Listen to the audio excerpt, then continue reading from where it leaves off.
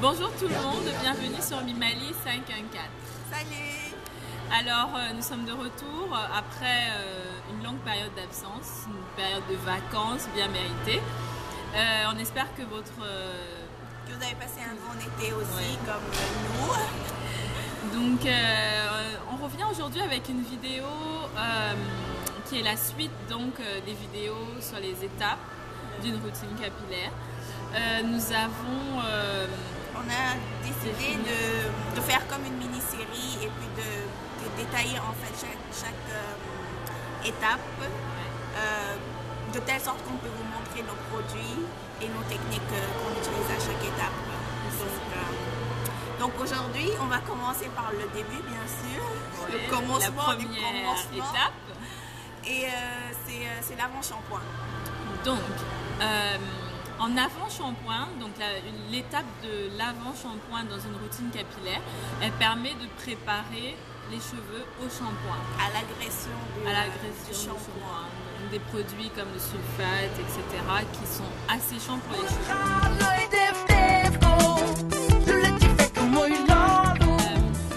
Le bain d'huile, en fait, c'est juste le fait d'appliquer une seule huile ou plusieurs huiles section par section, donc sur nos cheveux. Ça peut être sur le cuir chevelu uniquement, ou bien ça peut être sur le cuir chevelu et les longueurs. Voilà.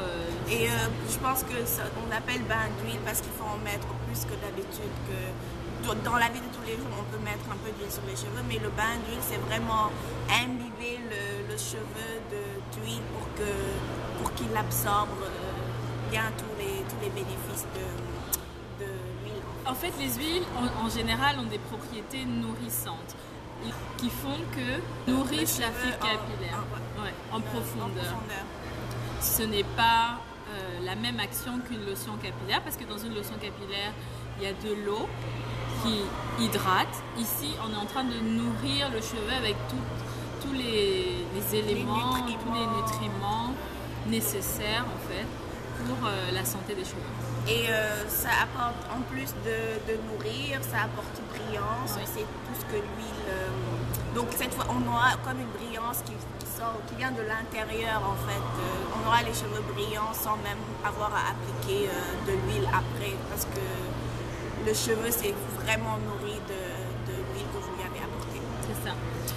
Donc oui, donc on a des nourrir, brillance et puis vigueur. Ouais. Ça gaine beaucoup le cheveu. Il y a certaines huiles qui fortifient les cheveux, il y a certaines huiles qui apportent du volume. On verra ça un petit peu plus tard quand on parlera de nos huiles préférées.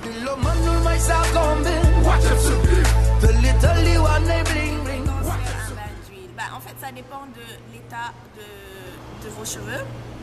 Et en général, pour quelqu'un qui vient de commencer une routine capillaire, peut-être une fois par semaine. Et puis en fonction de l'amélioration de l'état, de la santé du cheveu, on peut les espacer une fois tous les 15 jours, une fois tous les mois. Et encore une fois, ça dépend de l'état. Alors comment on applique un bain d'huile? Comment on fait un bain d'huile? Simplement, vous allez voir Mariama qui montre comment elle applique son huile, donc comment elle sature ses cheveux. Mais sinon c'est simple, il suffit juste de sectionner ses cheveux en 4, de badigeonner en fait l'huile sur chaque section et de bien masser. C'est important de bien masser pour bien faire pénétrer les huiles. Les cheveux dans un film en plastique ou un sac en plastique en fait, et ça permet d'ouvrir les écailles pour que puisse mieux pénétrer le soin que vous apportez aux cheveux. Pour le choix des huiles, on va pas dire c'est simple. Là, je pense qu'il faut essayer plusieurs huiles, une à une déjà, pour voir comment ça réagit avec nos cheveux. Et choisir ses huiles préférées en fonction de ça. Mais des besoins de nos cheveux. C'est ça. Mais il y a 3 huiles principales là que tout le monde unanime que c'est vraiment bénéfique pour les cheveux. Et beurre de karité qui est plus un beurre, mais fondu, ça peut faire un très bon bain d'huile. Le petit bémol, c'est qu'il ne faut pas en mettre beaucoup parce qu'après c'est très difficile à laver en fait. Ça colle sur les cheveux quand il y en a trop et c'est un peu... Donc le beurre de karité qui nourrit bien mes cheveux. Moi aussi, j'utilise beaucoup de beurre de karité quand j'ai beaucoup de repousse pour adoucir un peu les... La deuxième huile, pour moi, ce serait l'huile de coco qui est un peu protéinée, donc faire très attention si on est sensible aux protéines, si les cheveux sont sensibles aux protéines plutôt. Et oui, donc c'est très nourrissant, ça fait briller les cheveux comme pas possible. Juste en temps normal, au cours de la semaine, j'en mets une noisette et tu as les cheveux brillants.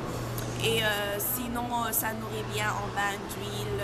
Non, pour moi, voilà, c'est pas une surprise, mais ça sera l'huile d'olive. Donc, j'utilise beaucoup l'huile d'olive parce que principalement, ça me fait briller les cheveux.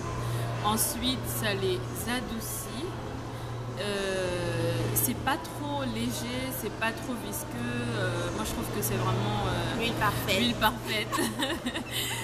L'odeur est pas trop forte. Donc, moi, je pense que c'est l'huile